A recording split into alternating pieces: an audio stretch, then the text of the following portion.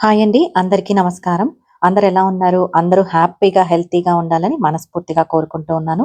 ఇవాళ Agaro imperial electric కుక్కర్‌లో పర్ఫెక్ట్‌గా రైస్ అలాగే వెజిటబుల్స్ ఎలా స్టీమ్ చేసుకోవాలని చూపిస్తూ ఉన్నానండి. నేనైతే 1 గ్లాస్ ఆఫ్ రైస్ తీసుకున్నాను. 2 గ్లాసెస్ ఆఫ్ వాటర్ వేశాను. రైస్ హాఫ్ అన్ అవర్ ముందే నానపెట్టుకోండి. ఇదొచ్చేసి కుక్కర్ గిన్నె అండి. దీనికి లిడ్ కూడా ఇలాగే వస్తుంది. కొంచెం లోతు ఉంటుందనమాట. పైన వెజిటబుల్స్ డైరెక్ట్‌గా కూడా మనం పెట్టుకోవచ్చు. కుక్కర్ గిన్నెలని మనకి స్టీల్ షాప్స్‌లో దొరుకుతాయండి. మీరు అడిగినా కూడా అవైలబుల్‌లో ఉంటాయి వాళ్ళ దగ్గర ఏ షాప్‌లో అయినా. నేనైతే అగ్రోమెక్ హోమ్ స్టోర్ కూకట్పల్లిలో తీసుకున్నాను. ఇప్పుడైతే కుక్కర్ లిడ్ ఓపెన్ చేశాను. తర్వాత అందులో హోల్స్ ఉన్న చిన్న ప్లేట్ పెట్టానండి. ఆ ప్లేట్ పెట్టిన తర్వాత వాటర్ వేశాను. ఇలాగ రైస్ కుక్ చేసుకుంటాను. లేదంటే డైరెక్ట్‌గా కుక్కర్ బౌల్‌లోనే కుక్ చేసుకోవచ్చండి రైస్. నేనైతే కొంచెం రైసే క్వాంటిటీ చేస్తూ ఉన్నాను కాబట్టి ఇలా ప్రిపేర్ చేసుకుంటూ ఉన్నాను. పైన చిన్న హోల్స్ ఉన్న ప్లేట్‌లో నేనైతే చిక్కుడుకాయలు పెట్టానండి. స్టీమ్ చేసుకుంటూ ఉన్నాను ఫ్రై చేయడం కోసము. లేదంటే పొటాటో పెట్టుకోవచ్చు.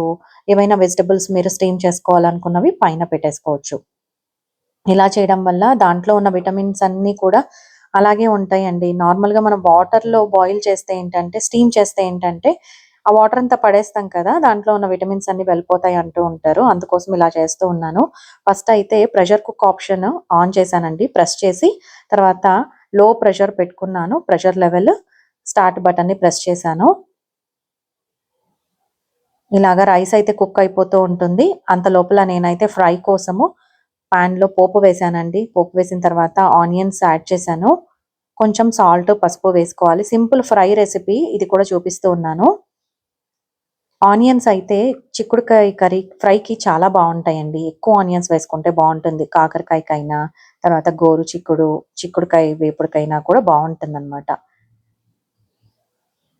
ఇలాగా ఆనియన్స్ అన్నీ బాగా వేగిన తర్వాత స్టీమ్ చేసుకున్న చిక్కుడుకాయ వాటిని యాడ్ చేసుకోవాలనమాట. ఇప్పుడైతే కంప్లీట్‌గా కుక్ అయిపోయిందండి. అలారం వస్తుంది. తర్వాత ఆఫ్ చేసి కంప్లీట్‌గా స్టీమ్ వెళ్ళిపోయిన తర్వాత లిడ్ ఓపెన్ చేయాలి. చిక్కుడుకాయ కూడా స్టీమ్ అయిపోయింది. ఎక్సెస్ వాటర్ ఇలా వచ్చేస్తుంది. ఆ వాటర్‌ని తీసేస్తాను.